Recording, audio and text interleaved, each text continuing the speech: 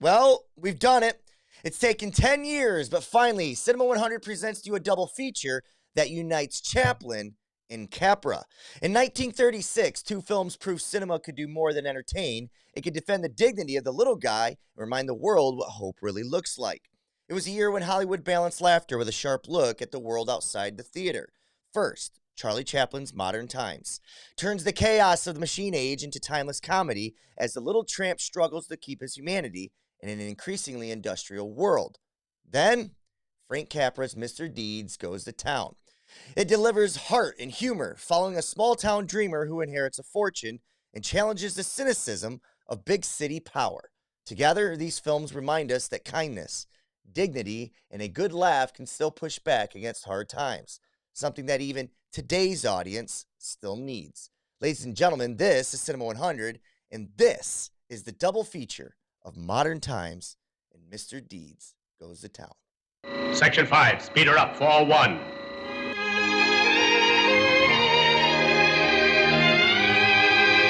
Attention foreman, trouble on bench 5, check on the nut hyper. Nut coming through loose on bench 5, attention foreman. Back.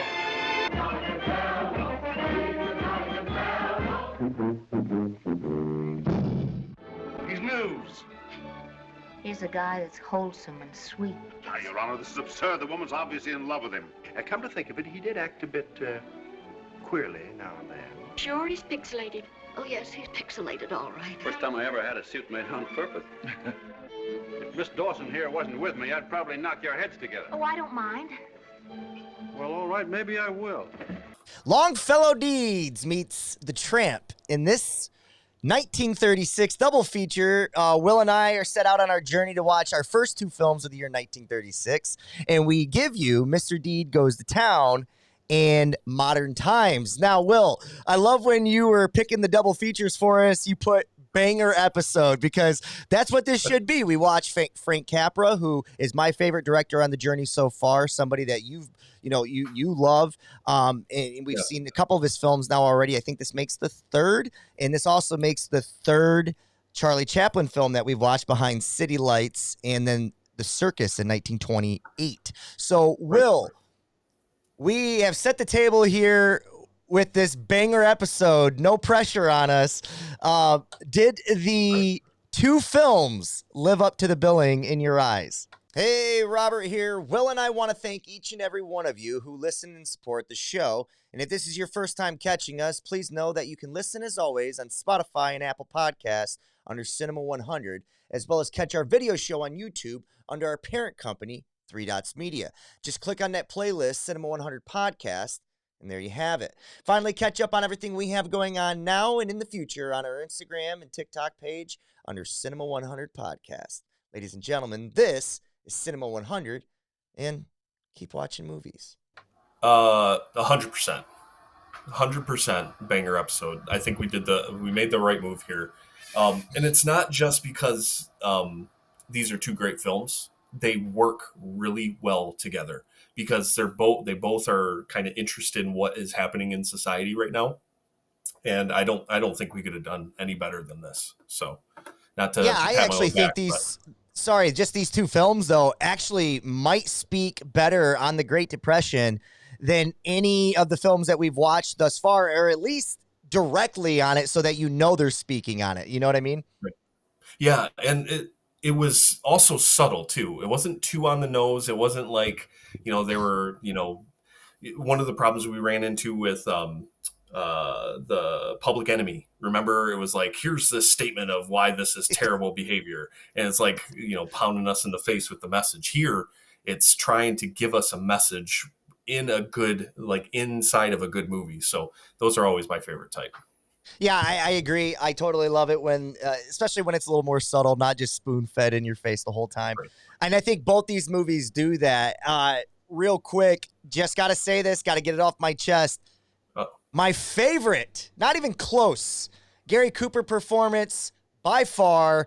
I thought he was like the perfect type of, I don't want to use like an atypical, but like he kept like the same plateau range the entire movie. And usually you kind of want to see like not for his character, right? He's supposed to be the steady in this world of chaos.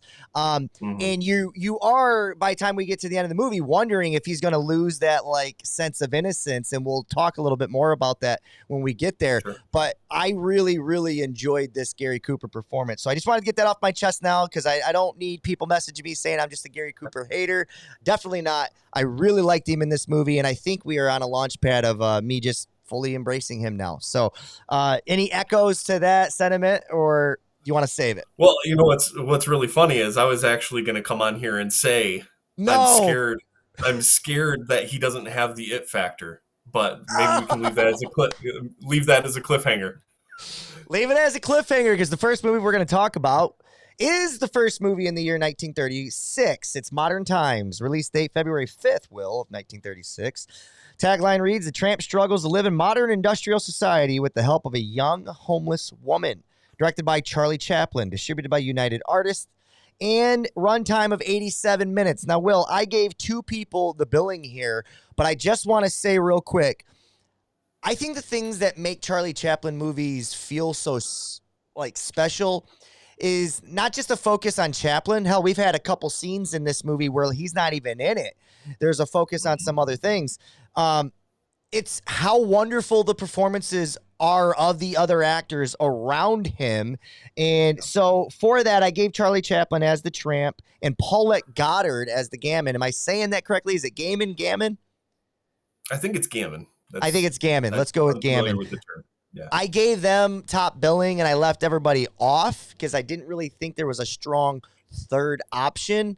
But would you agree that the performances around him are always, at least in this film, was so strong that you don't really, I just to kind of lead with the gentleman, the bigger guy in the very first scene when they're in the assembly line that comes back around at the end when they're kind of robbing the department store. Yeah. I think he was wonderful. I think you needed that kind of like mixture and contrast and physical size and humor, but like you don't miss a beat in the story because nobody stands out against him. So would you echo that, or what do you think? Yeah, and I don't want to get on castings, out in front of the horse in front of the cart, right? But Sure.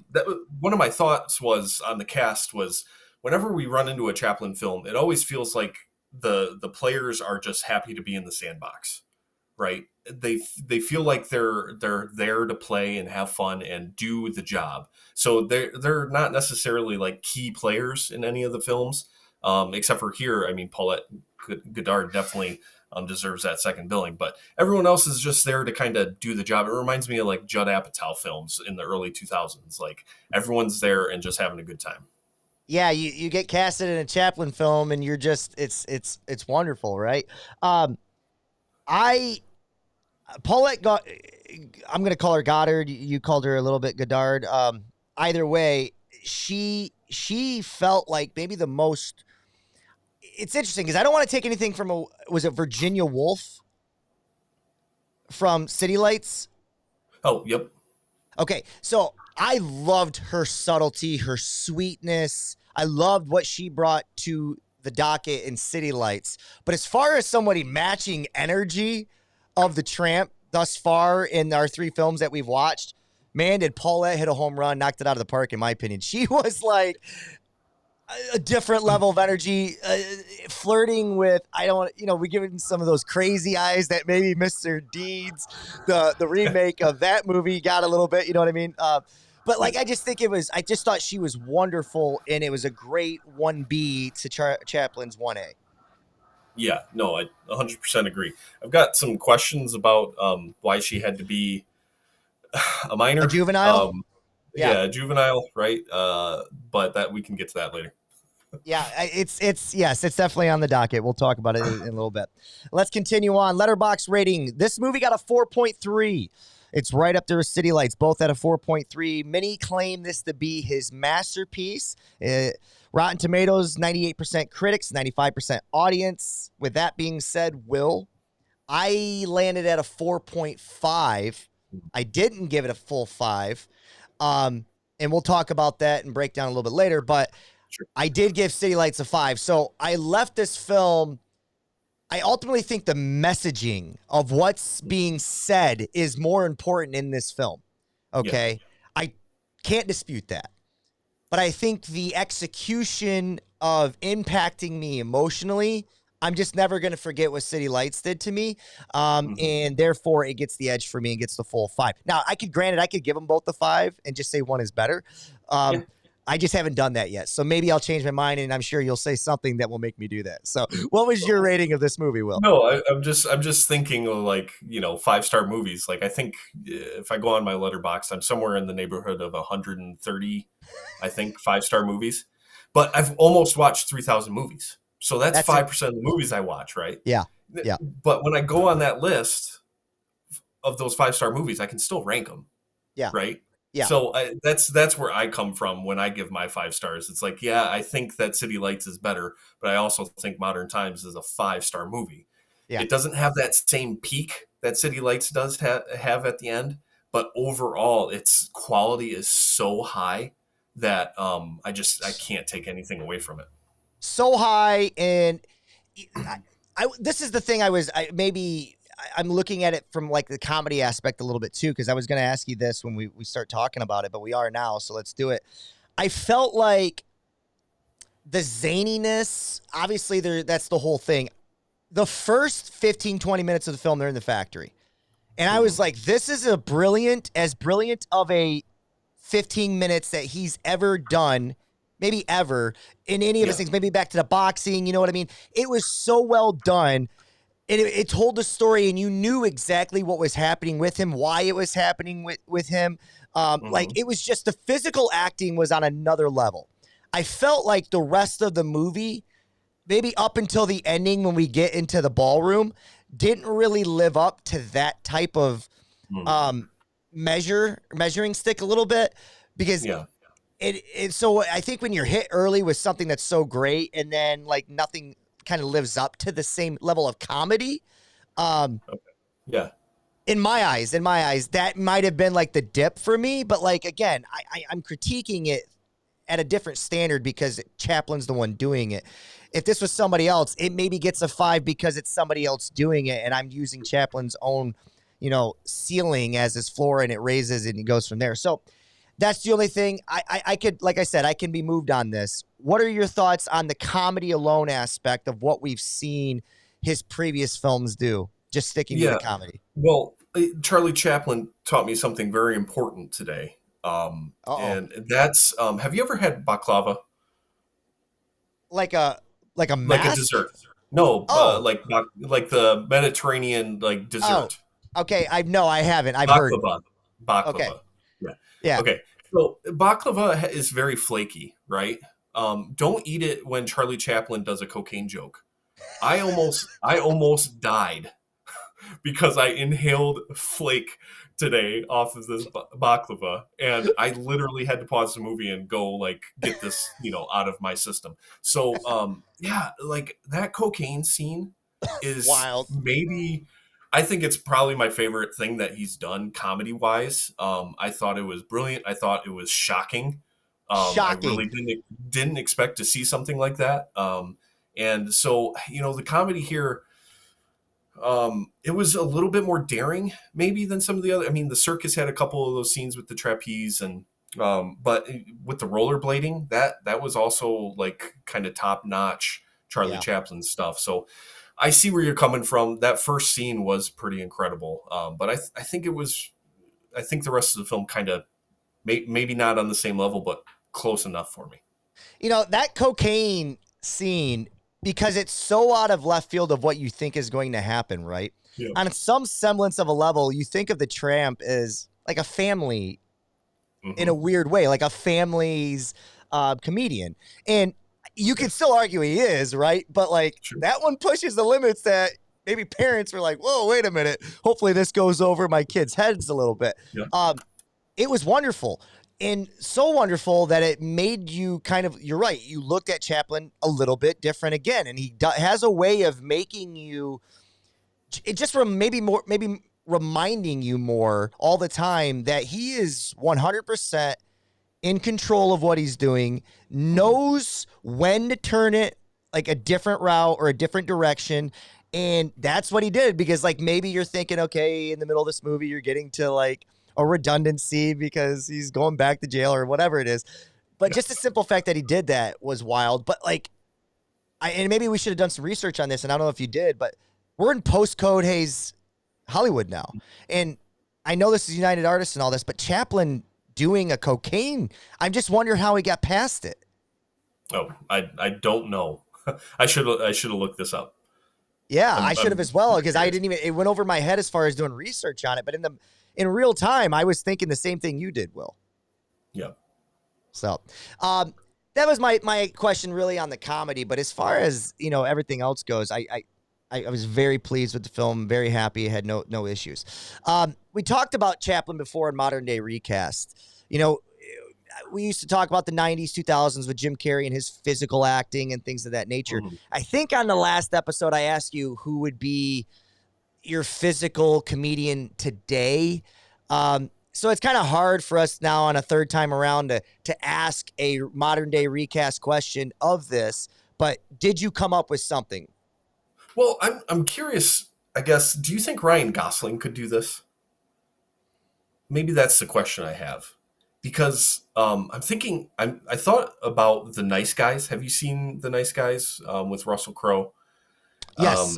Yeah. Okay, yeah. So in that film, he's got this kind of, there's the scene where Russell Crowe first kind of gets to him and is kind of, beating him up. Yep. Mm-hmm. And Gosling's able to make it very funny. I'm kind of curious about his ability to kind of fit into the shoes here.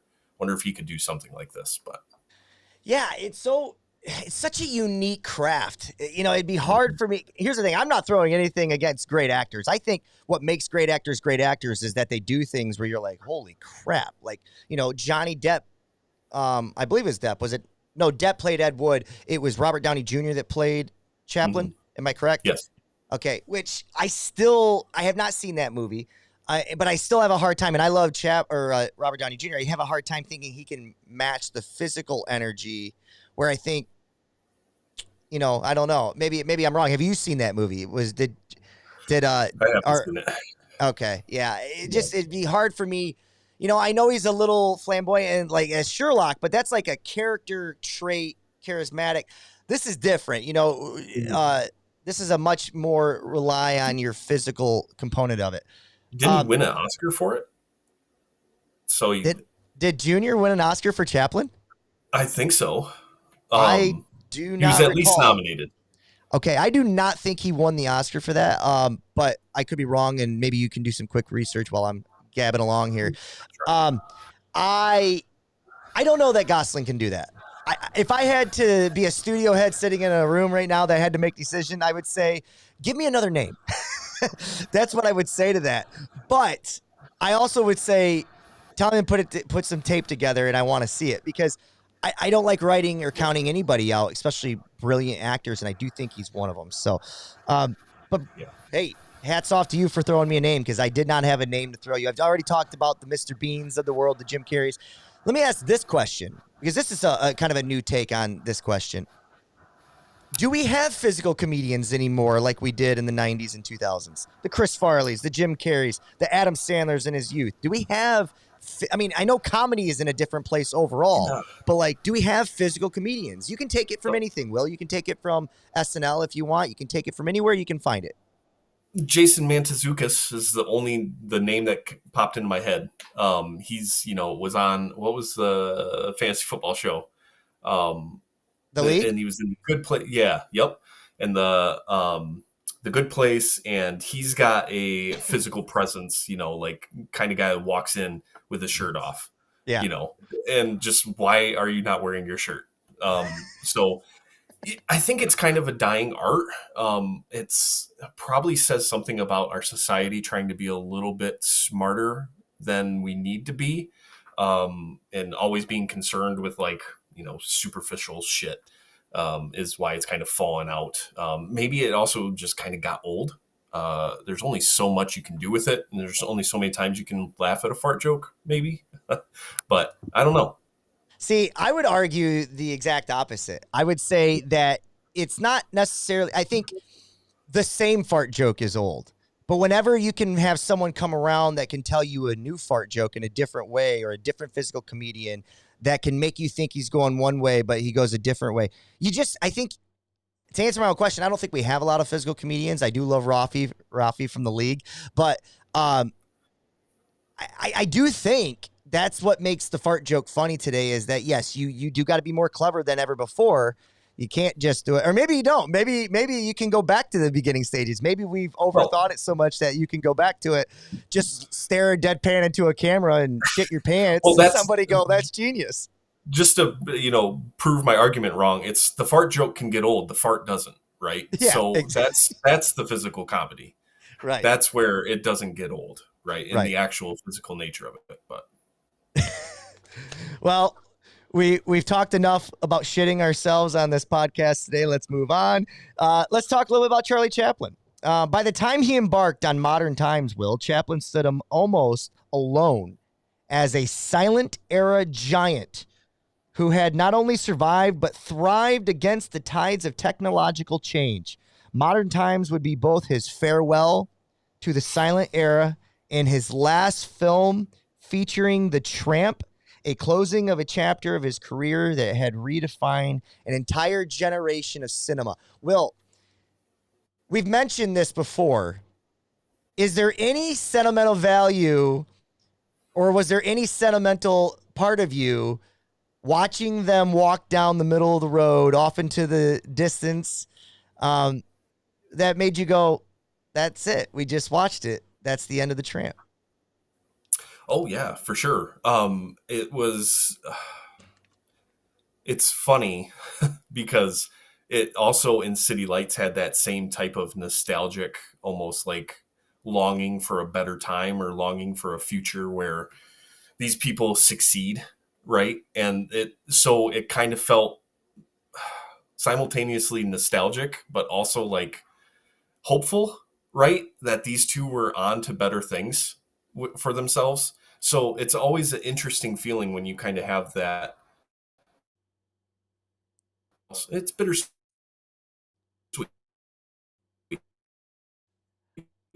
Let's do this real quick. I think I'm losing you, Will. I'm gonna pause us. Okay. I've got you. Why don't you log back on real quick? Okay. Okay. We are back. I should have never tried to get on IMDb. Sorry, I figured you had a tab open.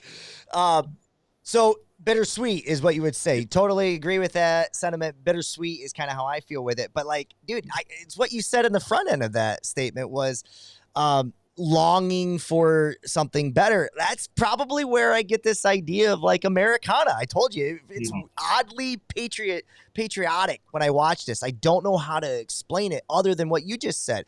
It's that this idea of something better, whether it's individually, whether it's as a group, whether it's, I know we're going through the trials and tribulations right now, and it sucks because it seems like it's all self-sabotaging, you know what I mean? But it's like the idea of America is that we can, as badly as we're doing this to ourselves, we can still somehow maybe right this ship, whether it takes a full 4 years or if it doesn't, we can right the ship, and whatever. My point is that is how Chaplin movies are, and that's how it feels to me. So I think we finally, after 3 times watching him, we finally kind of broke why I feel the way I do. So thank you, Will, for that. You've made me a better podcaster today, buddy. Good. Let's get to some anecdotes if we can. Chaplin resisted sound films. This is no secret to us. We know this. But by 1936, the talkies had been around for nearly a decade. Chaplin still refused to let the Tramp speak. He feared the universal pantomime appeal of the character would be lost. Little insecurity there, but probably agree. What? Say that again? So Chaplin had some insecurities with making the Tramp speak, but I probably agree with him. Probably the right move. Would you agree? Yeah, probably. I think it's probably the right move. This goes back to my take of we love babies and dogs unconditionally because they can't speak. And the moment anything opens their mouth, we like them a little less. So this is why I think Chaplin is brilliant here, because he knows this. The only voice you hear from him is in the nonsense song. They call this the nonsense song at the end. So much so, brilliantly performed, because I thought he was speaking an actual language. Had to do research at the end, and I was like, wow, what song was that? And come to find out, it was gibberish, Will. So did you know this? Did you not know this? Did you pick up on it in the middle of it and be like, yeah, I'm smart enough to know that he's not speaking anything? Or did you actually fall into the trap that I did and think he was actually speaking French, Italian, or whatever? Well, I mean, the subtitles gave you actual words, so I was like, wait a second, it didn't sound right, but I was like, I don't know Italian, so who knows if it's right or not? Not me. Yeah, dude, it's funny because I got the the same type of subtitles at the bottom of mine. Yeah. But come to find out, they call it the nonsense song because what he did was he did a combination of French and Italian words and just threw together nonsense that he thought sounded good, and Yeah. it just was a home run. Um, it's so well done, and what I love about the that part of the movie is that, and we'll talk about it, is he seemingly gets like I think his biggest victory on screen. That we've seen in all three films, as far as like an actual group of people where he's not constantly falling on his face or getting arrested again for the third or fourth time. Like, Right. he's getting this great approval. And I almost, because there's so many like double entendres with this film, it's modern times because of what's taking place in society in 1936, but it's also modern times because of what's taking place in Hollywood in 1936. Like I think he realizes that he kind of has to move on from this character, from the silent era. And when he opens his mouth, I just don't think it's by any accident that this scene comes together and people give him like his admiration the way that he should get it. Am I reaching there, or what do you think? No, I think you're spot on. Because, I mean, the only other time we get even close to him succeeding, like I'm thinking of City Lights, right when before the rich guy kind of makes up Oh, his mind that he's gonna screw him. Like we think that he's actually gonna succeed, and then he doesn't. So I think you're right. This is kind of like a crescendo for the character, getting his applause. I like that word crescendo because that's something that I would have never said. So thank you, Will. I appreciate that. That is right. I'm very good at knowing what words mean, but being able to pull them from the brain and then into the microphone here, that's where I lack. I wish I could get better at that. Inspired Listen by to more Harry Mack. listen to what? More Harry Mack. It'll get your brain. I do like me some Harry Mack. I do like him. Inspired by real worker struggles, this film was partly inspired by Chaplin's travels during the Great Depression. He toured factories in the United States and Europe and was disturbed by assembly line conditions, which he called inhumane. These experiences shaped the famous scenes of the tramp being literally swallowed by the giant machine gears, which was great. A little wonky because you're like, okay, how can they fall into these gears? But like, if you can remove yourself, which sometimes I have a hard time doing, but not in my comedies. So when you can remove yourself and like get the message that in which he's going for, it's so powerful. Did you pick up on any of that type of symbolism when he was doing it, or did you think they were just kind of going over the top? No, I mean the way that he was doing it with the wrenches, right? He's Yeah. doing the wrenches so much that when he's done, he's still going to town, right? And he can't like Yes. he sees things, and all of a sudden, like the woman's dress has the buttons that look like Buttons. the screws, and Yeah, he's going for it. And it's like I can't remember if you've ever worked in a factory or not, I but haven't. I spent some time in one, and like when you sleep you can see the car parts, right? You can see the things being put together. It kind of gets into your head, that repetitiveness, that muscle Um, memory, and it can stick with you. And yeah, so that really hit home. That's hard because there's no escape to it, which is the whole programming in the first place.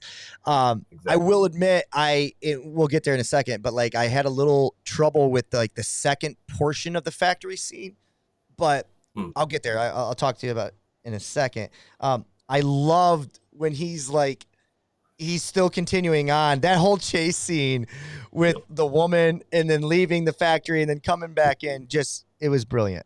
I like I said, I loved the whole factory scene. The feeding machine was real, sort of, right?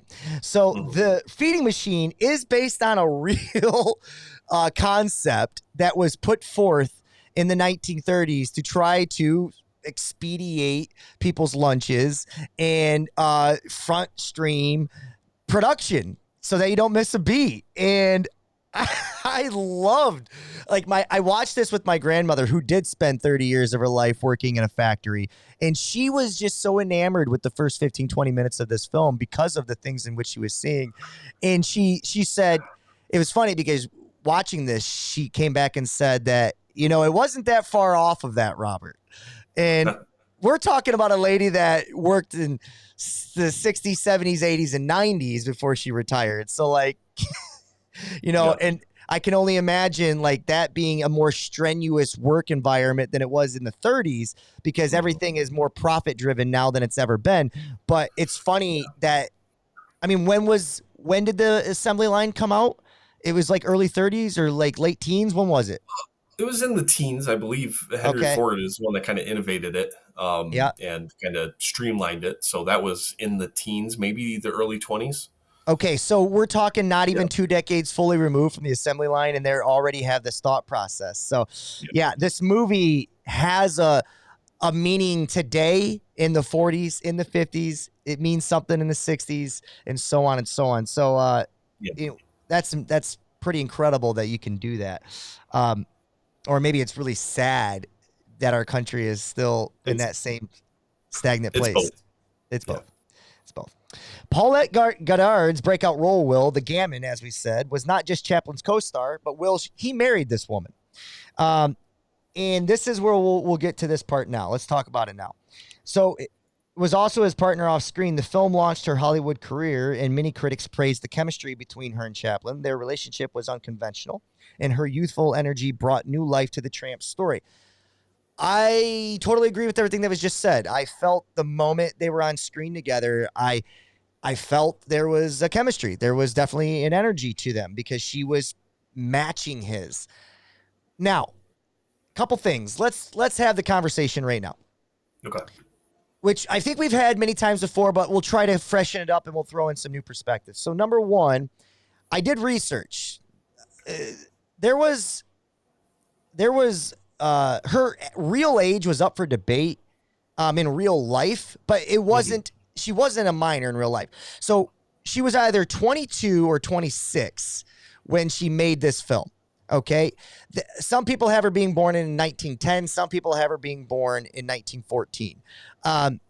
So you can see her youth on screen. With that being said, he was 47 and you can see he's 47. Not only does the image seem a little more clear, and maybe it's been restored for us in 2025 so that we can see it a little more clear, but you can tell that he's 47. I'm not trying to get into a conversation or debate because I'm nobody that can have that conversation or debate on whether or not he should be in a love interest with somebody 21 years is younger. But for the story of this movie, and again, the Tramp character, we never really know if it's a love interest, if it's a relationship that is just out of respect and friendliness, you know what I mean?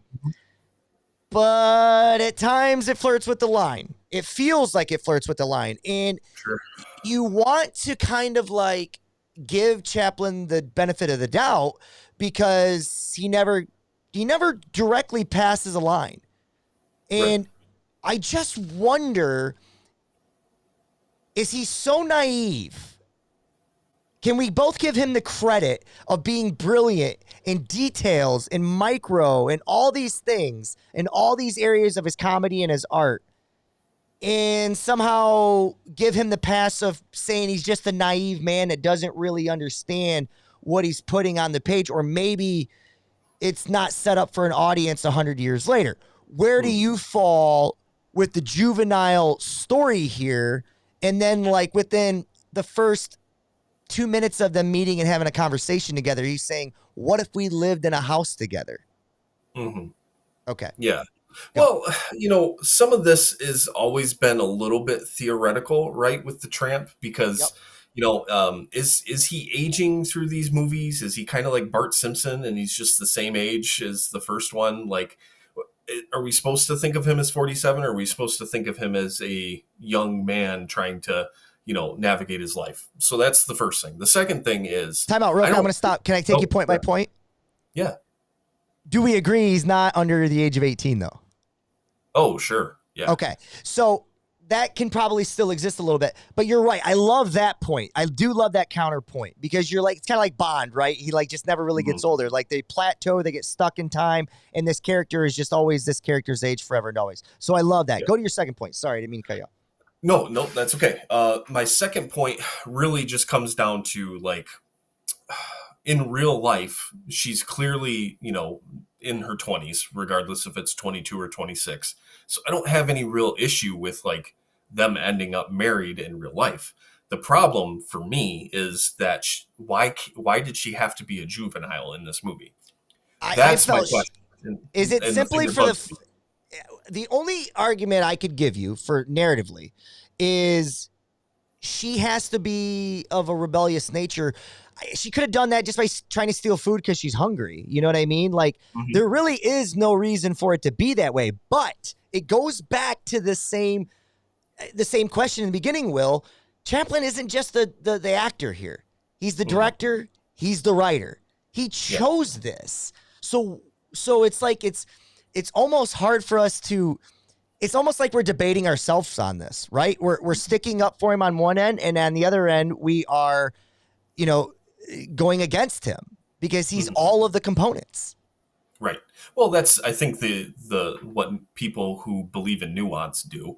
We don't just, cancel somebody because of something that they did 100 years ago.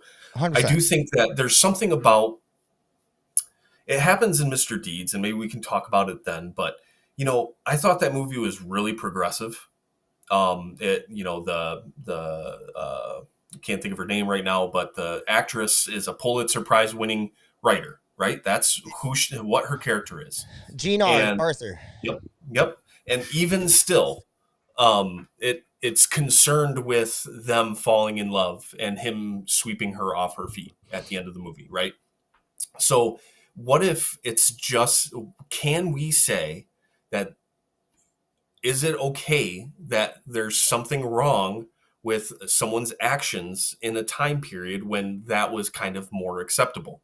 I think that people cannot transcend in every situation their environment. So if an environment says older men date younger women in Hollywood, and that's just the state of the environment, then you can't necessarily fault people for being products of their environment. So I think that's where I kind of fall, is like, it's hard I don't think it was right, but I also am able to place it in a time and say part of this is because of the time period. So yeah, 100%. I'm more caught up on just the movie character, right? Because I don't have any issue with anything he's done. I mean, with this particular relationship, right? The one with Paulette Goddard off screen, I have none with that. I just don't understand much to what you were saying. I just don't fully get, because here's the thing. If I'm answering some of my own questions, number one, do I think he's naive? I don't. I think he's on top of everything. I think he knows exactly what he's doing. So I do have a follow-up question to that of, why is she a juvenile, and what is her age? Well, clearly she's 16, 17, right? We're just going to give it that. But because you're saying she's a juvenile, then she's got to be, I think at that time, that 18 was still the kind of the standard age at that time. I could be wrong on that. But because I can't give him the cop out of being naive, he's doing it on purpose. I just don't understand why, and what he's trying to, because it didn't feel like he was coming in as a father figure. You know what I mean? Like that didn't feel, I didn't get that feeling, but I also they don't fully go to the lover feeling either. They're just two humans that are existing together and excited for each other's successes, failures, and are there for each other, which I love. I love that message. Yeah. So that's maybe more that's all it's supposed to be. And him falling in love with her is a coincidence. Maybe, but like there is symbolism of a bed, a bathrobe, like, you know what I mean? Yep. I think he knows what he's doing. So part of me feels like, just hear me out. I feel like he just might have a pervy, like, undercurrent to him. You know what I mean?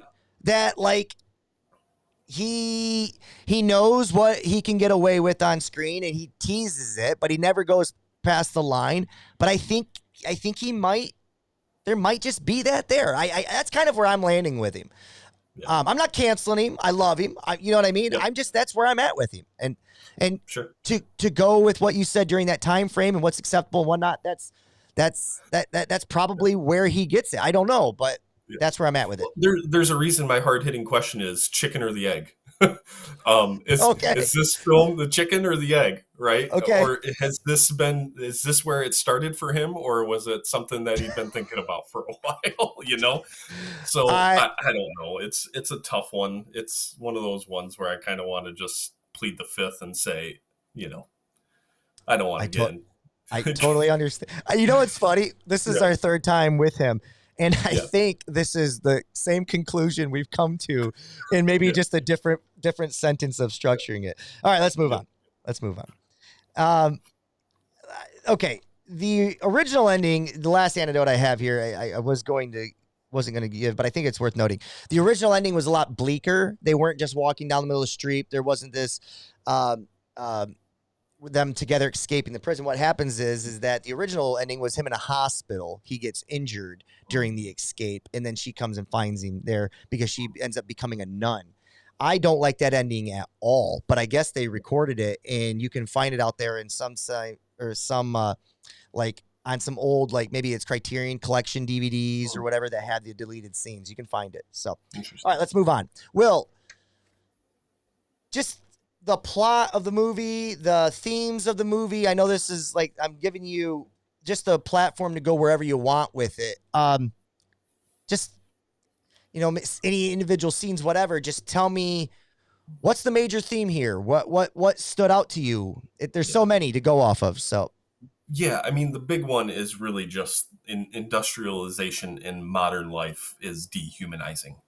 We're losing a very important part of ourselves by giving it over to production and capital and trying to extract every last cent and blood out of a person, right? So that it can serve something greater. And I think it ends up being pretty, I think he's subtle with it, but I think it's also like, it's also ubiquitous, right? It's throughout the entire film. It's kind of every scene has something to do with us losing ourselves to industrialization, because the whole, you know, capital is really good at thinking of us as cogs in the machine rather than the people that it should be serving, because the whole point is to extract as much out for the product for the company as possible. So naturally, humans just fall by the wayside, and I think that's what this movie is ultimately about. Besides, Charlie Chaplin being hilarious and great at set pieces. First scene of the movie: sheep leaving leaving a herd, a bunch of men going to work. That says it right there. Everything in a nutshell. If you were just those two scenes or those two images alone say everything about this movie. There's also another thing being said, and this is something I thought very much of you, Will. Oh, yeah. He'd rather be in jail. He'd rather be in jail than go live as a free man and go back to work in the factory machine. Mhm. I just think those things are saying a lot. I think you're right about the way in which we're looked at. I always kind of have like this weird, because I'm very much on the side of the worker, but we also need jobs. And I Sure. think that it's fine that these types of jobs exist as long as there's a level of appreciation and a level of like it coming back into the worker and the human first, Mhm. the laborer first. Like if they feel it, then everybody else will feel it. But that we don't have that mentality, literally why we use terms like relief man. You know what I mean? Things like that title shouldn't exist. It should be just like another guy, but like relief man, because we got to keep production going while you go eat your lunch. Mhm. And it might be the most efficient way to do stuff and make product and get many jobs out there. But it's funny that you use dehumanizing, because I agree with that sentiment. But there's also an interesting way of looking at it of how we are trying to hold on to these types of jobs now as blue collared labor workers against Sure. the artificial intelligence. And Mhm. in some way, you could say that that's what maybe those jobs should be for those types of guys. But it's just the amount, it's the quantity of jobs we're going to be losing and the speed of which we're not filling those jobs with other areas where maybe a laborer can get the type of, production that is needed, whatever. That's another topic, but you get where I'm going with it. I just thought that was interesting that you said that they are in these dehumanized positions. So,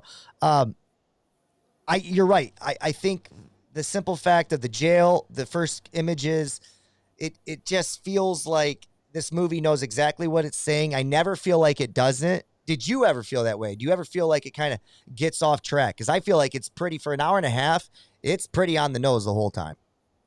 No, I agree. I didn't have anything where I was like, okay, that doesn't really fit into the overall structure. So Let's talk scenes if we can a little bit. I don't want to go scene by scene, but I do got a couple that I really enjoyed. I loved the aesthetics of when he becomes the communist leader. yep. When he's out, the flag drops off the truck. He picks it up Hmm. and he's marching in the street trying to go reach this truck. Right. And this group of people come, this cavalry of people coming behind Yep. him.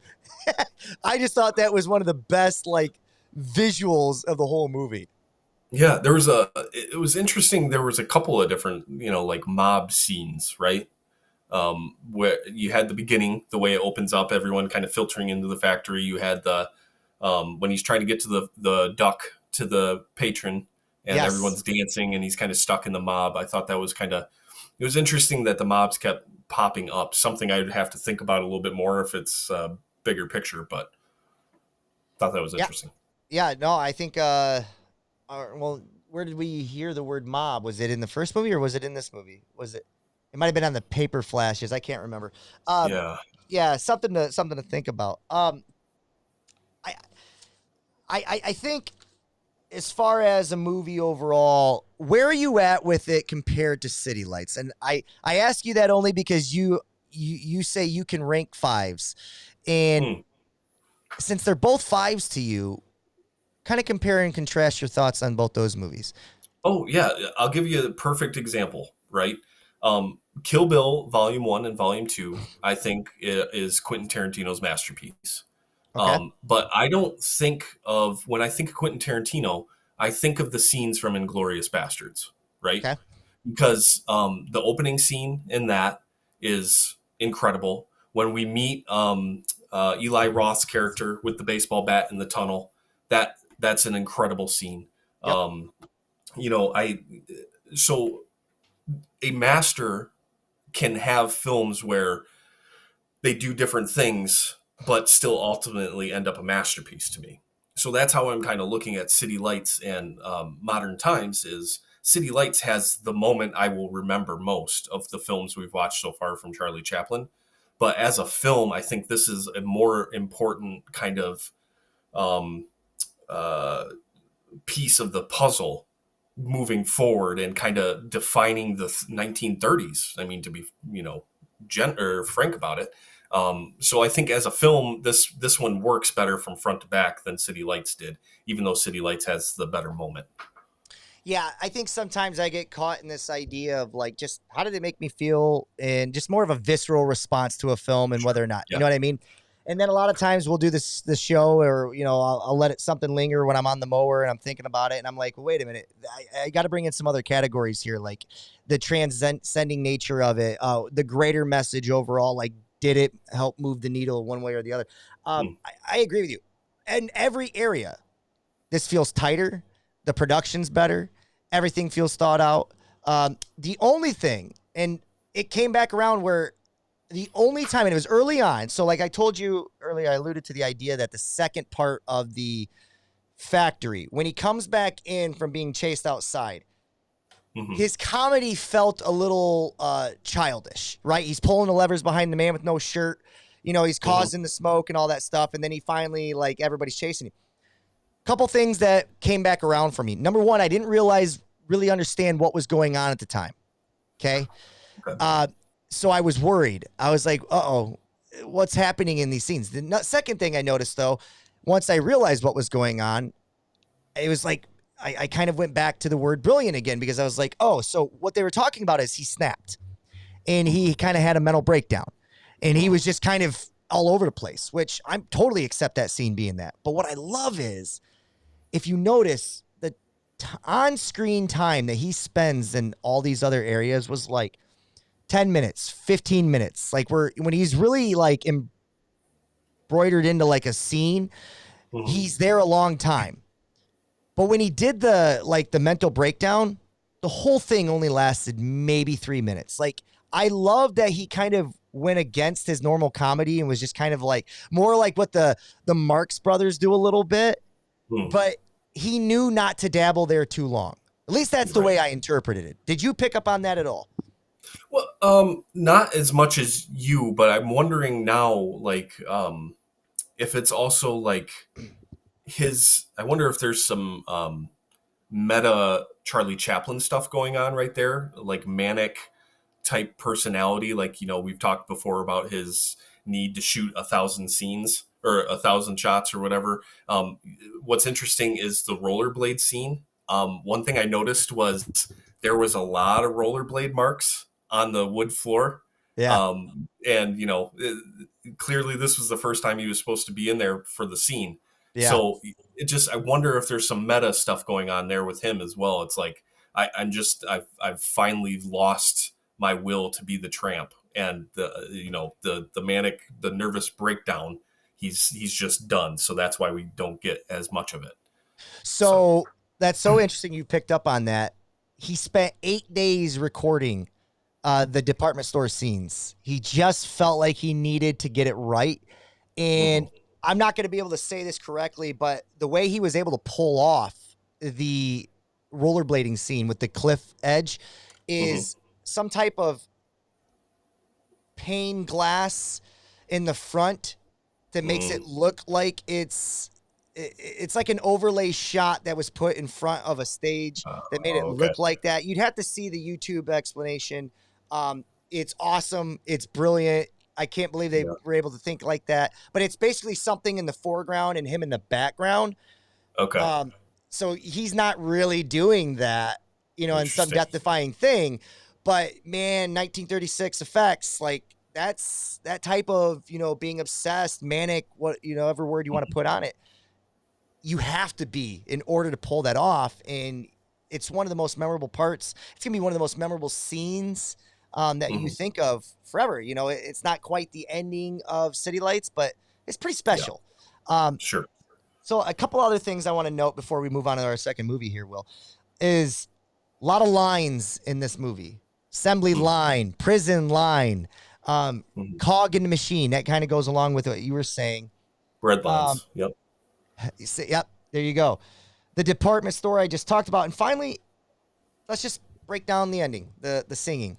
Well, yeah, I mean, it was, he's just such a showman, right? I mean, the way he presents the last song, the way he dabbles on that last line and kind of lets it linger for a minute. He's just kind of in one of those do it all kind of, you just can't, like, you think about this with athletes a lot, right? Like the kid in school, Matt Williams, right? No one else the one knows percenters. this. Yeah, like he can just beat you at anything, even if he's never done it before. That's Yeah. Charlie Chaplin. He can do it all. Yeah. And I think it was him just kind of showing off and signing off. Dude, showing off and signing off. Oh, I love that. You just made a podcast name out there somewhere for somebody. Yeah. Dude, I love that. We're going to get some merch made up. Cinema 100, showing off and signing off. I got to ask you this. So I don't know how they marketed this film, but I know that I would have said, and Chaplin says his first words for the first time. Like I would have marketed this, right? Because it happens at the very end of this film. Right. What do you think is the most anticipated, like what's more anticipated, Chaplin's or Jolson's? Who gets who wins the battle of on-screen speaking or singing, mind you, for the first time ever? Gotcha. Oh, well, I mean, in the end, I think the reason why we know Al Jolson is probably because he's the one that gets the first go at it, right? But Okay. Charlie Chaplin is Charlie Chaplin regardless of, whether he's going to talk or not. So in the end, I don't think Al Jolson's remembered for the jazz singer. Charlie Chaplin is remembered because he's Charlie Chaplin. Fair enough. Will is correct. I thought it was an interesting question. Let's move on to the second of our double feature. I'll try to go a little bit faster here if I can, but Mr. Deeds Goes to Town. Release date April 8th, 1936. Tagline reads, Will, a unassuming greeting card poet from a small town in Vermont heads to New York City upon inheriting a massive fortune and is immediately hounded by those who wish to take advantage of him. Side note, I knew this was the same character as Adam Sandler's. I did not realize there was going to be this much of a similarity in storyline as there was in Mr. Deeds' Adam Sandler. Did you know that? I didn't realize it was going to be essentially a direct remake or, original. So I do like some of the liberties that the second movie takes as far as a storyline about that is my mother. That is my money. Like, I love that, but overall, you got to have an originator, and we'll talk about it. Directed by Frank Capra, the Frank Capra, my favorite. 3 for 3 in my eyes. Distributed by Columbia Pictures. Runtime of 1 hour and 16 minutes. Starring Gary Cooper, who plays Longfellow Deeds. Jean Arthur, Babe Louise Bennett. I gave 2 others. Will, you tell me if I'm wrong. Lionel Stander, who had the greatest character name in movie history. Cornelius Cobb, a.k.a. Corny Cobb. And then Douglas Dumbrill, who played John Cedar. I thought those 4 did a phenomenal job. Letterbox rating, I was a little shocked to see dips below the 4s. It's a 3.9. Rotten Tomatoes rating a 90%. Critics of 86% for the audience. Will, let's talk Longfellow Deeds. All right. Never met a Longfellow in my life, but here we are. Do you enjoy what Mr. Deeds brought to the table? Yeah, man, this was another great movie. I kind of expected it. I mean, it's Frank Capra. I think we know now for sure that anything we see from him is going to be worth watching, right? So we can feel confident that if we pick another movie of his, it's going to be borderline excellent. So I wasn't necessarily surprised, but I was very satisfied watching this film, mostly because I wasn't expecting it to be borderline socialist, right? I wasn't expecting it to be I wasn't expecting it to be as smart as it was, as nuanced as it was. A lot of times when you watch a film where you're kind of expecting there to be some political, hot takes, right? You are expecting them to make a statement and it just being the statement. But this follows up on it gives you a thesis, but it builds the premises to its argument along the way. So yes, I thought it was really well done, and I thought it was really well crafted. What was your rating? I gave it a 4.5. Maybe you can talk me up to a 5 on this. Oh, so I have to talk you to a 5. Well, I'm not sure I'm going to be able to do that because I gave it a 4.5 as well. I gave both our movies today a 4.5. Yeah. I do fall into the trap of I use other Frank Capra films as the measuring stick, and then if it falls below that, I'm like, it has to be perfect in every area. And I can make an argument for Act 3. We'll get there. We'll get there. Okay. I love this movie. It falls short of It Happened One Night or One Day. Which one is that? One Night? It Happened One Night. Yeah, you had it right. It Happened One Night. It falls short of that movie to me, but not by a lot. There's some wonderful chemistry happening here between Gary Cooper and Jean Arthur. It's not on the same level as Claudette Colbert or Clark Gable, but they're also not on the screen together as much as Claudette Colbert and Clark Gable. And I think that's important. I also think that that's important because it's amazing how much this really, we don't even get the big kiss between them until the end of the movie, which is great because it's, like you said, it's a movie saying something. It's not necessarily a romantic comedy where romance takes center stage. It's saying something about life and the way in which life is done. This is a gentleman from Mandrake Falls, which is Mandrake Falls supposed to be a utopian society or just supposed to be a society that has its faults just like any other, but we handle, it's almost like the utopian reaction to those things. Yeah. Maybe just idealistic Okay. is the right way to look at it. I don't think it necessarily has to be like a real life utopian society, but more like a idealistic vision of what or how we can live together. Right. Okay. Because I think Capra is really interested in that. Yeah. Idealistic's a good word. Is it realistic? Realistic? Probably not. I think that's the whole argument here, right? If it was realistic, then it would be the other way around. This movie would be the other way around. It would be presenting our way of life now as we know it as an idealistic version. You know what I mean? Sure. Unfortunately, inevitably, I think because we are who we are, and I think human beings, it's very natural for us to tend to lean on the negative side of things over the positive side of things. And it takes real damn work to look at things positively or to treat each other with respect. It takes real effort to do that. And so idealistically is a good way of looking at it.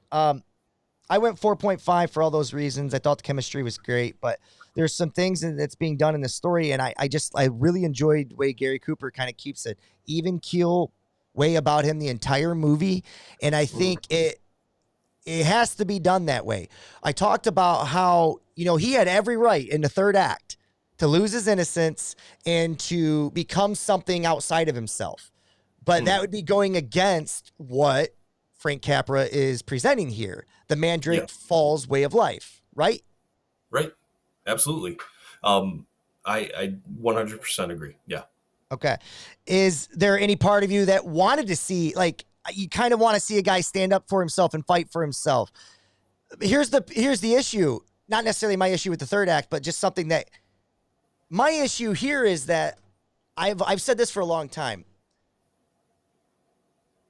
I want to make sure I say it correctly, though. It's like my issue has always been people's failure to observe things correctly and stand up for those that need it when they need it.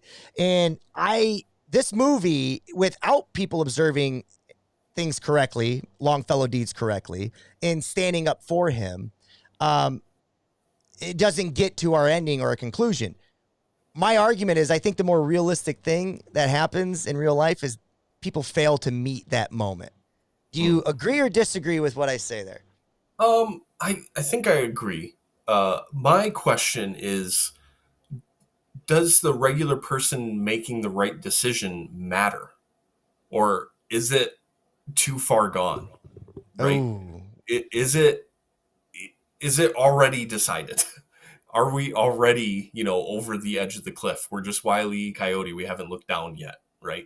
That's the question I have because, like the one side of the argument, and we kind of have this argument from time to time here on the podcast and in real life, but is we've been through hardships before as a country.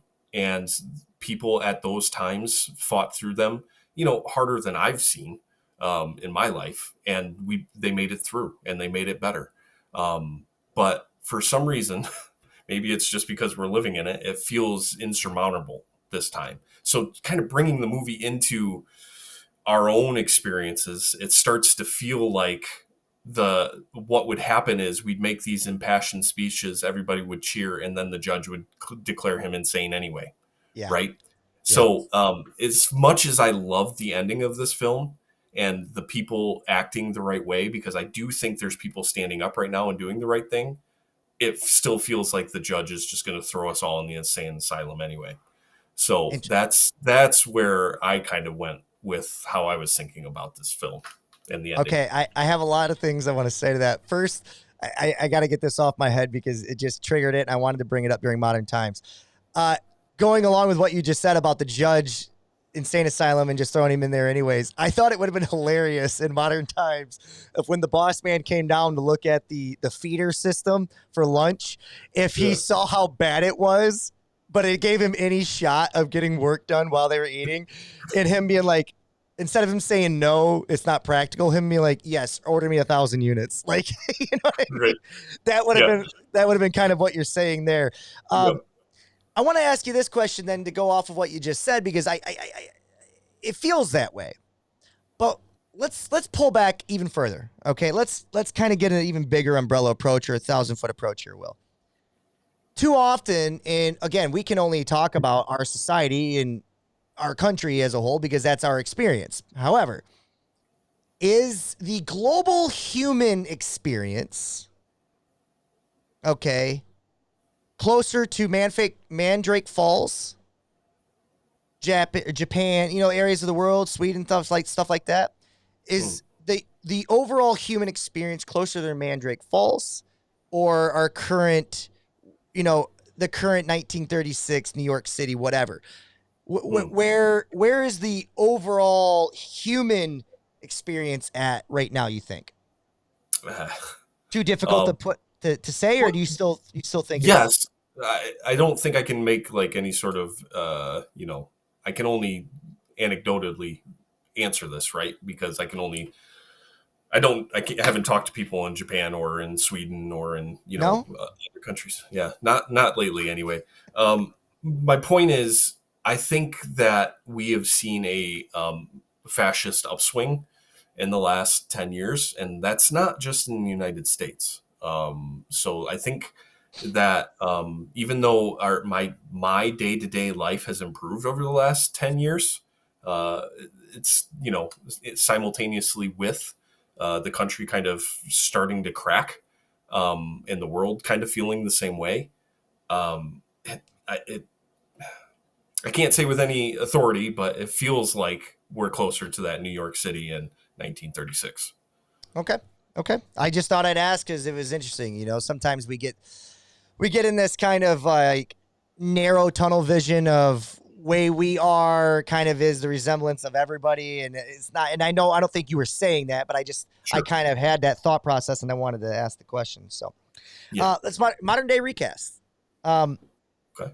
Where did you go with Jean Arthur as Babe Louise Bennett and Gary Cooper, who I felt Longfellow Deeds? I thought of somebody very unique, not very unique, but very.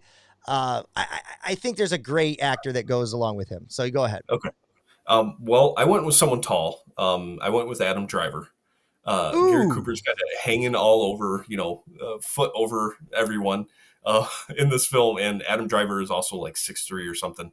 So I kind of wanted someone tall. And I also wanted someone that can play innocent really well. I don't know if you've ever seen Patterson, but he's literally a poet bus driver in that film. Okay. And he's just very subtle. It's a very quiet film. And I feel like he could kind of channel the Gary Cooper's charisma in this film. Right. I love Adam Driver. So again, I think he's a brilliant actor, and I'm not going to put anything against him. However, I would be rooting for him even more in the third act to be like, all right, go Adam Driver from like The Marriage Story in this scene. I just want to see the rain. You know what I mean? Pull out the lightsaber, bro. Yeah, dude. I'm right there with you. Yeah, and then for Babe Bennett, I went with Rose Byrne. Rose Ooh. Byrne feels like she could kind of um, I don't know. I thought when I was thinking of like actresses who could pull off newspaper reporter and do it well, she was one of the first ones I thought of. So Nice. Like it. Like it. So I just wanted to focus on Longfellow Deeds here. I'll tell you my thought process. So my thought process here is I feel like the greatest every man that's ever existed actor mm, is Tom Hanks, in the mm, sense of like everybody, you know what I mean? He never comes off as like a threat. He never comes off physically intimidating. He never, but he's like, he's got a charisma, a charm about him, and he can play things straight deadpan, almost like Forrest Gump so much, but a little more with more intelligence here, right?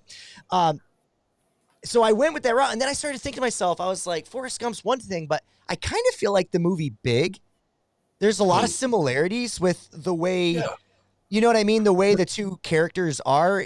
One is very innocent and green because he hasn't had any experiences yet. The other one is innocent because he chooses to maintain that. You know what I mean? Yeah. And that's very different, but yet there's some similarities. So I just kind of thought Tom Hanks in his heyday would have played a good Longfellow Deed. So. That's great. That's a great call. All right, we move on. Let's talk about Frank Capra, Will. During filming, Capra also had to convince Gary Cooper, who played Longfellow Deeds, to embrace the role's gentle humor. Cooper was self-conscious about comedy, but Capra told him simply, don't try to be funny, just be honest. The comedy will come from the truth. That advice shaped not only Cooper's performance and Deeds, but also the understated everyman style that would define his career. The film went on to win Capra his second Academy Award for Best Director, cementing his reputation as Hollywood's leading voice of populist optimism. Yeah, man. What is it? Apatow, do you think tries? Because you can tell that there's direct influence, and I think you've mentioned that before in the podcast. Apatow and Capra. Do you think where Apatow does more like edgier humor for the 2020 or audience? I don't necessarily get the sense that was Capra's style, though. Like, Well, I brought up Apatow in modern times no, I as know, but I like a think you've done it before when we've talked about Capra in the past. yeah. Maybe not. Maybe I'm wrong, but like, what other directors today give you a Capra feeling when it comes to like that human something? You know what I mean? Yeah. Like on the human side of things. Honestly, it's hard because I think our films, since we've really been kicking around, caring about film, Yeah, 90s. 90s, 2000s, even to today, everything is very bleak. There's not a lot of optimism in film. Everything Yeah. kind of ends on a dour note because of just how concerned we are with where we are and where we're going. So it's hard to really put a pin on who Capra reminds me of. But I wonder if you look for like female directors and like Greta Gerwig and her kind of optimism that you've gotten Barbie, and then also in like Lady Bird, where it's concerned with a very small picture being more explanatory of a bigger whole. So maybe someone like Greta Gerwig. Okay, I get it. I can get on board with that. I kind of stooged off two movies, and I know that's something that we do in the end. But like another movie that this reminded me of is, and it's probably why I gravitate towards Capra so much, is because I love these characters. These kind of, it's because it's the thing we strive to be and fall short of. You know what I mean? Yeah. I don't necessarily want to be as, I don't want to be as gluten for punishment at times. I think there's room where you can stand up for yourself and still be the same guy. You know what I mean? Yeah. But the movie Big Fish is one of my all-time favorite films. And people hate on that film at times, but it is one of my all-time favorite films. It's definitely my favorite Ewan McGregor performance. And that's done by Tim Burton. of all Yeah. people, who usually gives us like a bleak environment and all these things that are going on. That movie is the polar opposite the entire time. So like, but Yeah. you can argue, I know you've seen that film, that character that Ewan McGregor plays in that film. There's a lot of similarities to like just Longfellow Deeds in Big and things of that nature. Yeah. So, For sure. all right, let's talk about some anecdotes. Will, Gary Cooper's right. character, Longfellow Deeds, was really playing the tuba. He was very good at that. Capra versus Columbia. Columbia Pictures chief Harry Cohn hated the film's working title, Opera Hat. Capra insisted it fit the whimsical tone, but after endless studio arguments, ended up changing it. So originally it was Opera Hat. However, Capra and Cohn would have many little battles. As the head of the studio, he would constantly come in and not necessarily give notes, but constantly just be in the room watching Capra do his thing. Capra hated it. And every time he would show up, Capra would stop production and say, take a 30-minute lunch, everybody. Cohn hated that so much because he knew that it was costly. He had to pay all these people during that time that he just quit showing up. Oh, that's good. I thought that was good. Jean Arthur's breakout role, who played the cynical reporter Babe Bennett, was shy off camera and struggled with stage fright. Capra believed in her so much that he often shielded her during filming, quietly encouraging her instead of berating her. She was so worried and nervous about her performance that she was at times running to the bathroom before scenes to throw up. But you never got that sense when she came on the screen that she was nervous or shy. She really felt like a Joan Crawford. She really felt like a Norma Shear. She really kind of had that presence about her. She was very demanding of the camera when she was on screen. Don't you agree? Yeah, absolutely. There's a couple scenes even where I thought of Norma Shear, like in the poet reading or the poetry reading scene. That was definitely a place where I thought of Norma Shear. Okay, let's hold off on that because I want to come back to that scene. Last thing is Capra, common man philosophy. Here's basically what it is. Capra once said Mr. Deeds was born out of his own insecurities. He wanted to prove that the little guy, the ordinary man with honesty and decency, can still triumph in a cynical world. This philosophy became the backbone of what critics later called Capricorn, a mix of sentiment, comedy, and idealism that audiences adored during the Depression. It goes back to that idealistic way. It's so funny because just in that paragraph, Will, you get the idealistic version of what you were talking about, but the falling short of that by a man that aspires to be that, the realistic version of a human being of what I was talking about. So just interesting there. So Will, when we talk about this movie, you'd mentioned socialism a little bit, and you couldn't believe how much it felt like the forefront. I agree. I agree that it definitely felt more like it was saying something about how we should idealistically. Did you enjoy the movie more because of that? Or would you wanted a little more Babe Bennett and Gary Cooper or Longfellow Deed? I kind of wanted a little more just because I enjoyed them being on screen together, but they weren't on screen together very long. No, they weren't. I think it could have done a little bit more with the relationship, but I also feel like it needed a little bit more like him in the weeds with the companies, kind of fleshing out all of the nasty stuff that was going on to really drive home the point. So I kind of feel like the movie is working with a lot of big ideas and it can't quite get to where it wants to go with the runtime. So that's why for me, it just doesn't quite get to that 5-star because it's saying so much and I love it, but it doesn't quite pay all the way off. So if it needed one or the other for me, I would want more of the him kind of in the businesses. All right, so that's where I'm at too. So for me, the issue that stopped me from going the other half is I keep calling it Act 3. I think it's more at the end of Act 2. I think it's the inciting action of Act 2 or the conclusion of Act 2 that gets us into Act 3, where he decides that he wants to, give his money away to create these farming opportunities to all these applicants and all these starving people. We get a sense of when he gets held up at gunpoint, right? It feels a little out of left field or right field, a little bit.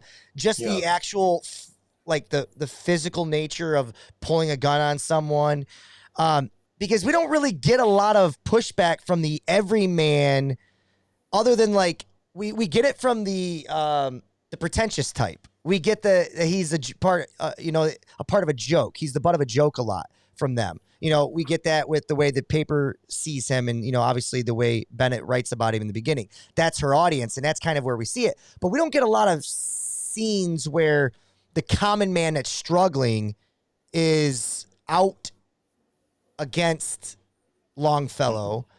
Yeah.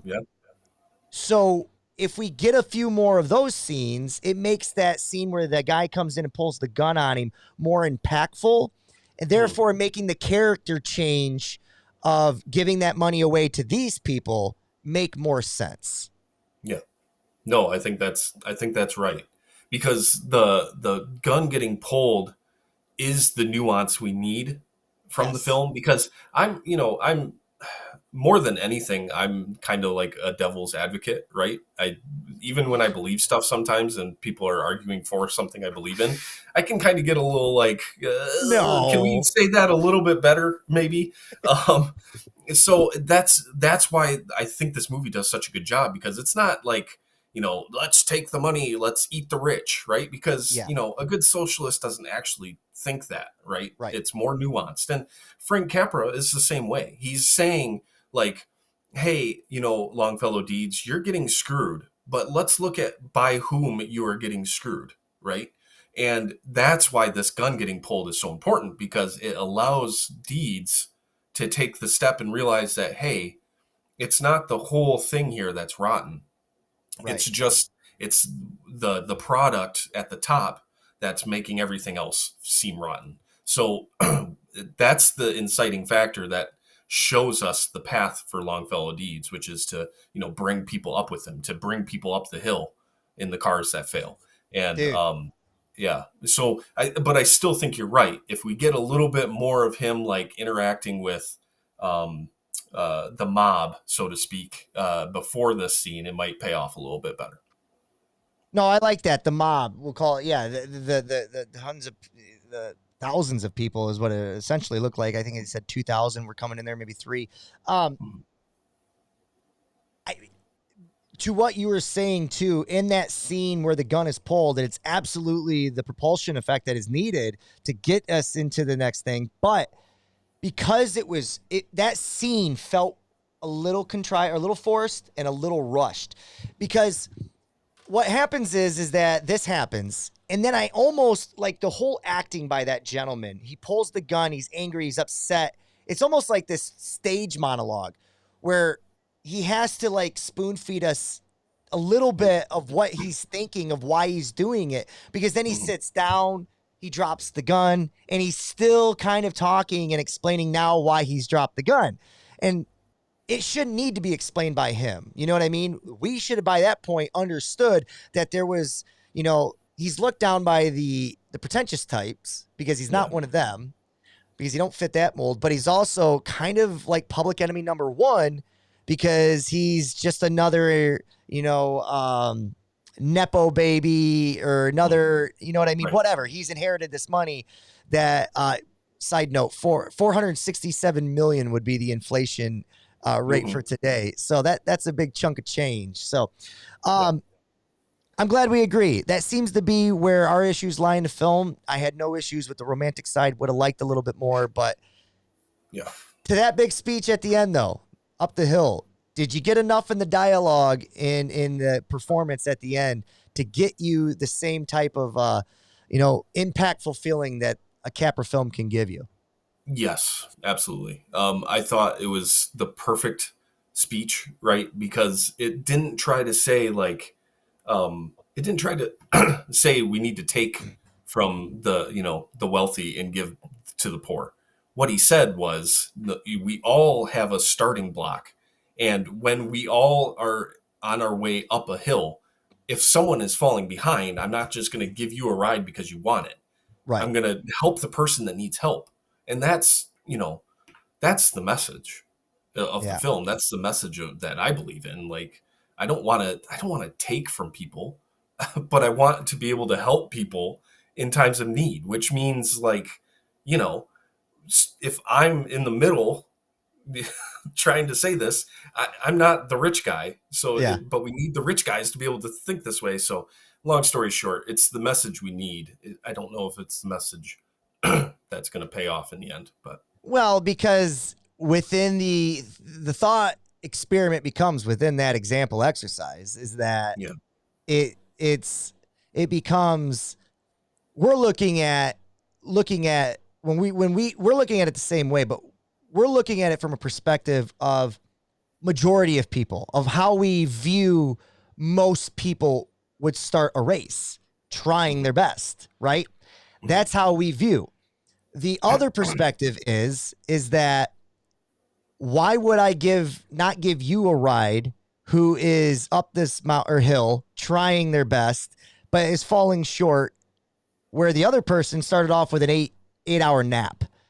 They played around for a little bit. They didn't take it serious. You get what I'm saying? Like, that's the other perspective. And the problem is that thought process is misleading because they use that as if that is the majority of people. We're having two very different conversations, but they're using that as propaganda to not have to help that person. And right. that's the thing that's frustrating about it. And that's just the way it is, right? Yeah. Okay. No, absolutely. Yeah. It's the fallacy of like not giving to beggars because you know what they're going to do with it. That's not the point. The point is you give the money because it's the right thing to do. It's an age-old philosophical debate about utilitarian versus, deontological. I mean, Immanuel Kant wrote a whole damn book about this called The Critique of Reason to essentially prove that you just need to do the right thing because it's the right thing, not because it gives you joy or you get to decide what's right or wrong. You do the right thing because it's the right thing. You plant the seed in the face of Armageddon because it's the right thing to do, not because, it's going to give you joy. So, Yeah, you get 100 people that are begging, and the thought process is that 95 of them actually need it. They go on, and then they give it to another 100 people, and then they go, and it's a pay it forward mentality, and everybody rises because of it. You're going to have people that are begging that don't need it or aren't utilizing their efforts and times and energies in the way that they should be. But like, that's not enough to hold everybody down. But if we look at it with a perspective that everybody is going to be this and none of the 100 get it, then that creates another 100 and that creates another 100, and it's a spawning effect that just goes and goes. So exactly. Very interesting conversation on Mr. Deeds Goes Into Town. Anything else? I wanted to talk a little bit about just some of my favorite scenes. Sure. I like the way one of the scenes that I think you alluded to that maybe you enjoyed. I think it might be the best overall moment of the movie is when she's reading his poem. Yep. She reads it with such a whisper, almost such a a believability that I almost think it might, outside of like,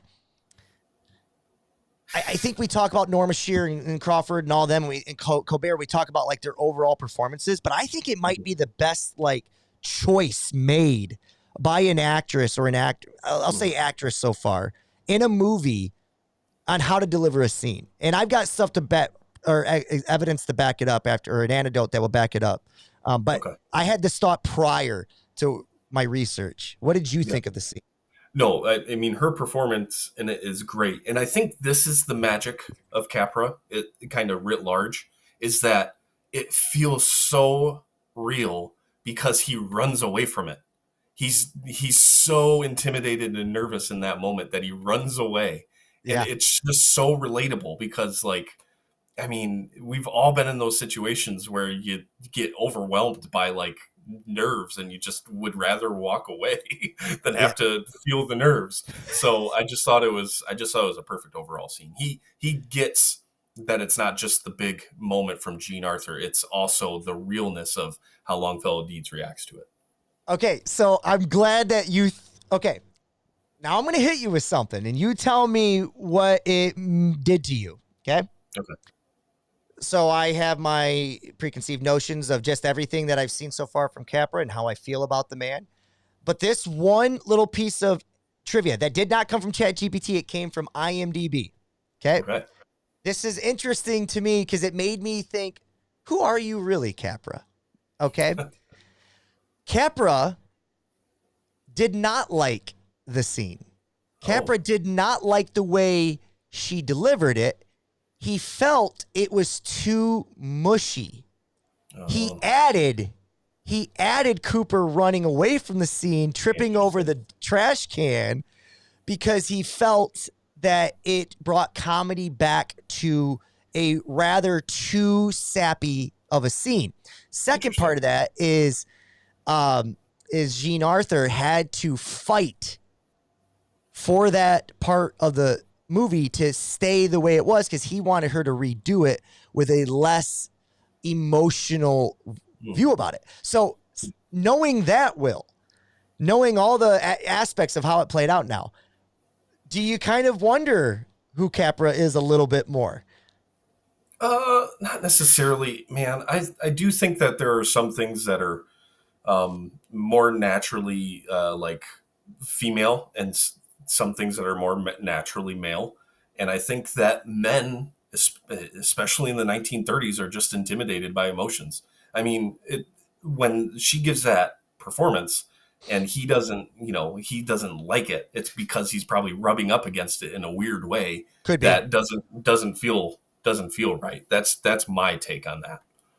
So the only thing that I kind of concluded on was just the idea that he ultimately makes the right decision by leaving it in the film. Mm-hmm. So like there's a part of him that knows, and he also rubs up against these. That's the best part of him is these scenes in these movies where he shows the human side of things. So like I was just a little confused reading that little anecdote about that. Maybe it was just that one scene. Maybe he thought she just went a little bit too far with the mushiness. I don't know, but like he ultimately makes the right decision. So Capra's still my dude. He's my dog, and we'll go that way. A couple other scenes I thought were great. The scene where Walter, the butler, or just his help, is got down on his knee again. He's trying to help him get his either his pants on or his shoes on. I can't remember what it was, but he like Cooper looks at him and he like tells him to come up, and then he raises his leg, and then there's like this big chase scene. Where he chases him out to the corridor or the atrium of the big house. And it's just hilarious. Then they get interrupted by the echo in the room. I just thought that was one of the funnier scenes of the movie. Two last things to think of. One of the funny comedy is that literally, I think the funniest thing I seen all day was when he asked the judge's permission to do one last thing to get off his chest, and then he just knocks out John Cedar. That was laugh out loud funny. I did not see that coming. Yeah, that was really good. One other scene just that I'm thinking of that because we're on it is I thought that Grant's tomb scene was also very, very good. Just kind of talking about America and the promise of America and what it's supposed to be. And, very, very Capra-esque, it felt like in that moment. 100%. And I think the biggest, maybe most Capra-esque shot of the whole film is the reveal of must have been hours that they've been taking applicants, and they're talking about having lunch, and Longfellow D kind of looks up to see how many more they have, and he just sees this hallway of just the mob in the closeness of the faces of just starving men that are in the room, not begging, willing to do the work. You know what I mean? But need a little help. So I thought that was a powerful shot and one of my favorite ones of the whole movie. So, Will, that's our two movies, man. Let's get to the quick hitters if we can. All right. Memorable quotes. For me, for modern times, it was just the nonsense song. I just thought that was something that I will remember forever, that it was a bunch of gibberish. Yeah. I don't have the quote in front of me. I probably should have got it up, but I really like the Grant's tomb kind of an Ohio boy, the promise of America. I thought that was really good. So, That's from Mr. Deeds. Yeah. Yes. Yep. The only one I had from that one is, and I think it's just what we've kind of spoke about in a nutshell. It's just idealistically, Deeds says, what puzzles me is why people seem to get so much pleasure out of hurting each other. Why don't they try liking each other once in a while? We all know the reasons for that and the psychoanalysts, all that stuff. So hard-hitting questions. Really like yours from earlier. That was a good one. Did you have any others for the other two films? The only other one I have is there any chance that Gary Cooper is just a pretty face? Oh, so you're on this now. So you've kind of, did you not enjoy his performance? I liked his performance, but I was thinking a lot about like the it factor in this movie and like feeling like there's just something missing from his I haven't been like entirely captivated by him yet. Like I haven't been like even I immediately think of Brad Pitt when I think of like, superstar actor, like movie star. And like even in films where he's a minor role, like 12 Monkeys, for instance, he sticks everything out. he does, you're just like drawn to him. And I don't know if I've felt that yet from Cooper, other than the brief moment we had with the Farewell to Arms, the very end scene where his love of his life is dying. Yeah. Right. It's the only time I felt it, and everything else has been really good. But I don't know if he's got that it factor. So that's all. I'm gonna tell you what I think it is. You're preaching to the choir here. I have not been a huge Cooper fan this entire ride, and so much so that like I had a different version of what I thought he was. I thought he was closer to Harrison Ford. I thought that's who he was going to be. Harrison Ford is charming. He is very demanding, but like he's smart. Everything that Ford. I mean, he plays these intelligent roles, right? Because he can pull them off so well. You believe that Harrison Ford is a thinker. He's a great thinker, right? You believe that in his characters. I think of Cooper as a bit of a simpleton. And I don't mean that to be disrespectful. I just mean it as like, give me an example of what they say Cooper did during production of this. During the chaos, instead of going to his trailer or whatever, he just lays down and takes a nap in the middle of the floor as they're like repositioning set pieces. And I love that about him. But as far as being like an on-screen demanding figure, he's not Clark Gable. He's not reached that level. But because of the character of this movie, I felt he played him well. And I actually think this was his best performance through and through because of that. But I'm with you, Will. I don't think he's got the it factor. And so much so that, with that being said, though, if I was to read you this man's resume of movies that he's about to go on, his next 10 years of run, it's pretty damn impressive. So somebody thinks he has it. Right. So, all right, let's move on to doppelgangers. I had one from the movie Modern Times, and I wonder if I'm going to break the glass ceiling for you here. Uh-oh. I only noticed it when they held up the postcard of the juvenile wanted. Okay, you know the part I'm talking about? Yep. Molly Shannon. Okay. Yep. A little bit psycho, a little bit weird eyes. Yeah, for sure. No, I see it. So I went Molly Shannon for I forget her name. Paulette Gobert or Gobert or whatever. Yeah.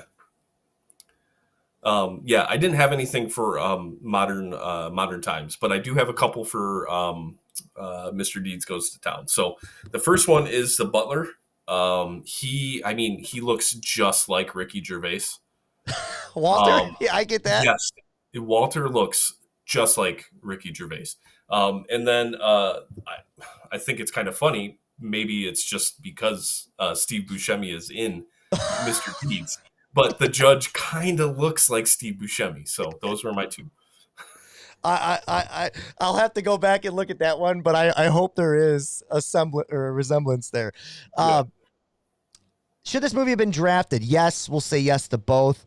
Interested in your answer on these. Rewatch, scene study, forget it. So more rewatch or scene study for both these films for you? Rewatch. Both of them. Yeah. Okay. I tend to agree. I was kind of flirting with the idea. No, I think they're both a rewatch. I would sit down and watch both these again. But you chose Modern Times. Let me ask this, because I think this is a different question too. Just because you rated Modern Times higher than you did Mr. Deed Goes to Town, it's fair to say that sometimes other movies are just more rewatchable, right? Sure. So if you had to sit down and rewatch it again, would you still choose Modern Times? I guess it's a tough question because Depending on the mood, are you watching it with someone? There's so much. Yeah. If I need something light to show while also maybe dabbling in some seriousness, it's probably Modern Times. Okay. Yeah. Fix it in one move. So we've already fixed how we would do Longfellow or Mr. Deed Goes to Town. Anything about Modern Times that you would have changed, polished, or just let it be? Why couldn't Paula Goddard's character have just been 20? Yeah. That's it. Yeah. That's the only thing I had to. Totally agree. And then what other movies did it remind you of? I've told you mine for, Big, and then I forget what the other one was for Mr. Deed Goes to Town. Modern Times, what would you have for that? Anything? I didn't have anything for Modern Times. I mean, obviously, there's a hard not lot to think of other Chaplin films. For Mr. Deeds Goes to Town, actually, I thought a lot of The Fountainhead. Okay. So Gary Cooper, that. Gary Cooper goes on to star in a movie called The Fountainhead, but it's also a book. Okay. And I've read the book, and I like the book a lot. But it's also kind of the anti Mr. Deeds Goes to Town. It's kind of the anti-Capra. And I'm sure if I reread it now, I'd probably have a lot more issues with it than I did when I was 18. But it's just ironic that there's a lot of similar. There's also a huge court scene in that book / movie, and Gary Cooper is in both. So I just thought that was kind of interesting. That would be an interesting podcast for you, Will. A podcast breakdown of books that you read again and your perspective of where you were at then versus now and how it makes you feel. That'd be an interesting show for you. Something to dabble on, or maybe just like a blog. I don't know. Do whatever you want with that. That's my gift to you. Veil lifted. Yeah, there you go. One hot take. So you were talking about the It Factor with Gary Cooper. That's a hot take. Did you have any separate ones? Yeah, it's kind of for both movies. I think this podcast, this day of watching these two films, has moved both Frank Capra and Charlie Chaplin into my top 10 directors. Dude, so that top 10 of all what? Time. All time. Mm-hmm. All time. Current days speaking. He's up there with Denis Villeneuve for you. Yeah. I mean, he's not as high as Denis Villeneuve, but it's the same list. Top 10. No, dude, that's so funny. I was kind of going there with Capra. It's so hard for me to do that for Chaplin, right? But it's like, because ultimately my favorite directors are the ones I think where I have the most rewatchable movies of theirs. Not necessarily you know what I mean? I tend to lean that way. But like, dude, I'd watch City Lights in a heartbeat. I would sit down and watch Modern Times again. I would have to chew on the Chaplin one because I think just the nature of him in the silent films, it would be difficult for me to do that, but I have no great argument for why I wouldn't. Versatility. Can he do anything else? That's the other thing that it's kind of hard to say with definitive, but we're in a hot take section. No, right? hot take. I love that. Great. Last thing, nominations. Will, I went with, I really think Corny Cobb, the gentleman that played, or the Corny Cobb was his character name. Sorry. Douglas Dumbrill, who played John Cedar. I gave him a supporting actor nod. And I also gave Lionel Standard, the gentleman that played Cornelius Cobb, supporting actor nod. Yep. Did you have any others? I mean, just direct, as long as we have director and best picture, then nope. Yep, got them all on there. So we've kind of set the standard here for the 1936 year. This is a great start. 2 4.5 films, 1 5 for you. The hottest start we've had. It's only downhill from here, buddy. Yeah, I guess we'll find out. Definitely will. Will, what's next? What do you have on the docket for us next? Yeah, so we're gonna do another double feature here. We decided on The Petrified Forest, directed by Archie Mayo, starring Leslie Howard, Bette Davis, and of course Humphrey Bogart. A drifter, a waitress, and a notorious gangster cross paths in the Petrified Forest region of Arizona. And then we have the story of Louis Pasteur, directed by William D. Terrell, and starring Paul Mooney as Louis Pasteur, essentially the guy who developed germ theory, right, and his story. So very interested to kind of see these two play off each other. This is kind of, we talked about it being our weakest of the two or of the four kind of double features, but who knows? I mean, maybe we'll find some similarities to kind of bounce off each other. Yeah, I mean, the programming note is that we're trying to get through as many films as we possibly can to get to these, these later years, faster. We don't want to rush this experience, but we do think we need to move a little quicker. But I do think after doing a little research on this, and ChatGPT kind of gave me the idea, it's the two men that are trying to navigate their old world and the new world, in their experiences with the things like, and you said in the Paul Mooney character, the discoveries that come from it and how he handles that. And the same thing with Paul Mooney. So I'm excited. We get to see the best Academy Award for Best Actor. And that's Paul Mooney. We get to see his performance. And, I'm a sucker for performances. So as always, keep watching movies, get some popcorn, and we'll see you on down the road. All right. See you.